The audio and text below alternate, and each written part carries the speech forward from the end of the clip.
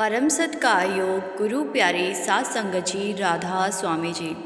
सात संगत जी, ये साखी उन लोगों को बड़े ही ध्यान से सुननी चाहिए जो बाबा जी की फ़ोटो के आगे धूप बत्ती जला देते हैं और उन्हें लगता है कि ये सब करके बाबा जी को अच्छा लगेगा और बाबा जी ऐसी रूहों को सचखंड ले जाएंगे। सात संगत जी, बाबा जी हमेशा समझाते हैं कि कोई भी पूर्ण संत जब हमारे बीच आते हैं तो वो अपने आगे माथे टिकवाने या अपनी भक्ति करवाने नहीं आते, बल्कि पूर्ण संत तो हम जैसी भटकी हुई रूहों को सही रास्ता दिखाते हैं और हमें संसार के इस चक्कर से मुक्त होने की युक्ति बताते हैं। लेकिन बाबा जी के इतना समझाने के बाद भी संगत में से कुछ लोग बाबा जी की तस्वीर के आगे कभी जोत तो कभी धूप बत्ती करनी शुरू कर देते हैं और बाबा जी ने ऐसा ना करने के लिए सख्ती से मना किया हुआ है। साखी शुरू करने से पहले आप सभी से मेरी एक ही विनती है जी कि कमेंट में राधा स्वामी ज़रूर लिखिएगा। सात संगत जी, एक बार एक बहुत बड़ा सेठ हुआ करता था। सेठ भक्ति भी क्या करता था, वो पहली पातशाही गुरु नानक देव जी के को बहुत मानता था। इस सेठ के दो चेहरे थे, एक तरफ तो बहुत भक्ति करने वाला था और दूसरी तरफ ये सेठ इतना निर्दयी था कि गरीबों पे जुल्म किया करता था। गरीबों को ब्याज पर पैसा देना इसका पेशा था और असल से ज़्यादा वो ब्याज वसूल लेता था।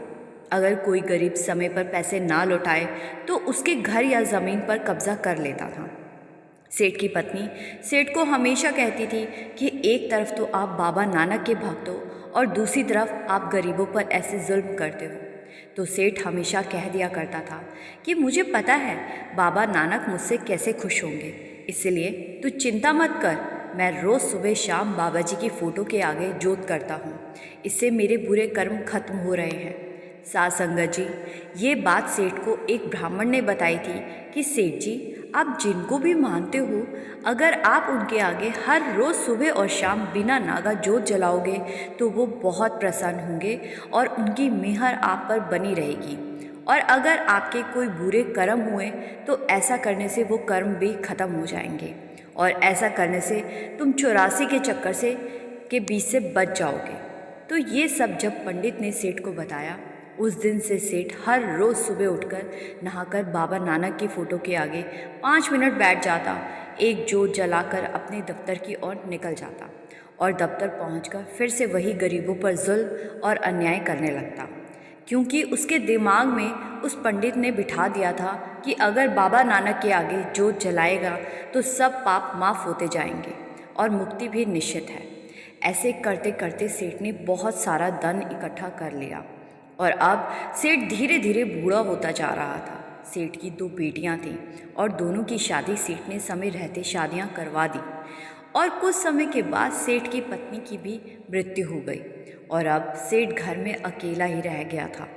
उम्र बढ़ने के कारण सेठ अब बीमार रहने लगा था। उसकी बेईमानी से कमाई हुई धन दौलत को अब उसकी बेटियां और दामाद इस्तेमाल करने लगे थे। धीरे धीरे सेठ इतना ज़्यादा बीमार हो गया कि उसको लगने लगा था अब उसके पास ज़्यादा समय नहीं बचा। तो उसने अपनी दोनों बेटियों को कुछ दिन के लिए अपनी देखभाल करने के लिए बुला लिया।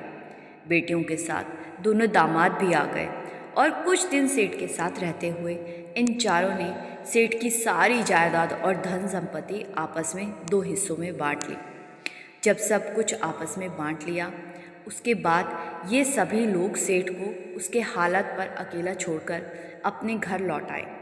ये सब देखकर सेठ को बहुत बुरा लगा।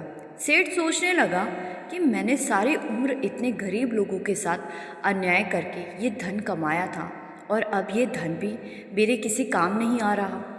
अब सेठ के पास खुद का ना कोई धन था और ना संपत्ति। बेटियां और दामाद अब इस आस में थी कि कब सेठ मरे तो इस घर को भी बेचकर आपस में बांट लेंगे।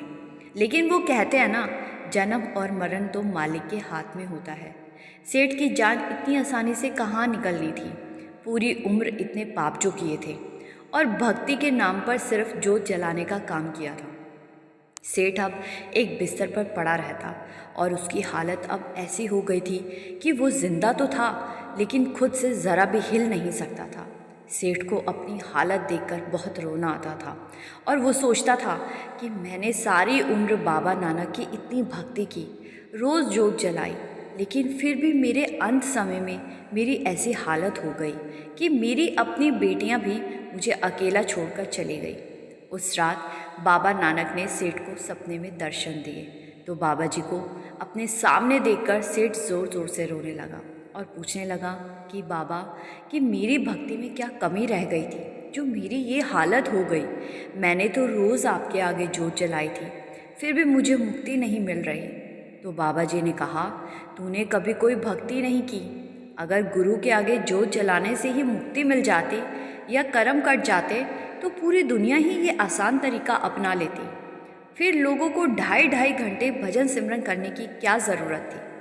और तूने तो 1 मिनट के लिए मालिक का ध्यान नहीं किया, सिर्फ जोत जलाने को ही तू भक्ति समझ बैठा था। और गरीबों पर जुल्म करना तो तेरा पेशा था। तेरे कर्म तो वैसे भी बहुत भारी है, तुझे मुक्ति कहाँ से मिलेगी। अभी तो तुझे 84 लाख बार आना पड़ेगा और अपने पापों को भोगना पड़ेगा। ये कहकर बाबा जी अदृश्य हो गए और सेठ का सपना टूट गया। अब सेठ के पास उस पंडित को कोसने के अलावा और कुछ नहीं था। सेठ उस दिन को कोस रहा था कि क्यों मैं उस पंडित के चक्कर में पड़ा। मैंने क्यों किसी पूर्ण संत की शरण नहीं ली। अगर मैंने किसी पूर्ण गुरु की शरण ले ली होती तो वो मेरा सही मार्गदर्शन करते और मैं अपनी राह से ना भटकता। ये सोच सोचकर सेठ जोर जोर से रोने लगा। साध संगत जी, ये हमारी मर्ज़ी पर निर्भर नहीं करता कि हम किसी पूर्ण गुरु की शरण में चले जाते। ये तो गुरु की मर्ज़ी पर निर्भर करता कि उसने कौन सी रूह को अपनी ओर लगाना है, और जिसको उसने अपनी ओर लगाना है उसको वो कैसे भी करके अपनी ओर खींच लेता है। अब इस सेठ की किस्मत में किसी पूर्ण गुरु की शरण लिखी ही नहीं थी, तो कहाँ से इसको पूर्ण गुरु की शरण मिलनी थी। आज आपने इस साखी में समझा कि धूप बत्ती और जोते जलाने से हम सिर्फ अपने मन को तसल्ली दे रहे हैं, इससे ज़्यादा कुछ नहीं कर रहे। मुक्ति तो सिर्फ भजन सिमरन करने से ही मिलेगी, दूसरा कोई ज़रिया नहीं है। इसीलिए बाबा जी हमेशा कहते हैं कि ना तो कोई उनके आगे माथे टेके और ना ही कोई जोते जलाए। आशा करती हूँ साखी का मतलब आपको समझ आ गया होगा। साखी अच्छी लगी तो लाइक शेयर ज़रूर कर दीजिएगा। और एक बार फिर से आप सभी से मेरी विनती है जी, कमेंट में राधा स्वामी ज़रूर लिख दीजिएगा। साध संगत जी, अगर आपको बाबा जी की नई नई और प्रेरणादायक साखियाँ सुनना पसंद है तो इस चैनल को सब्सक्राइब ज़रूर कीजिएगा। यहाँ पर हम हर रोज़ बाबा जी की नई नई साखियाँ अपलोड करते हैं। गुरु प्यारी साध संगत जी, राधा स्वामी जी।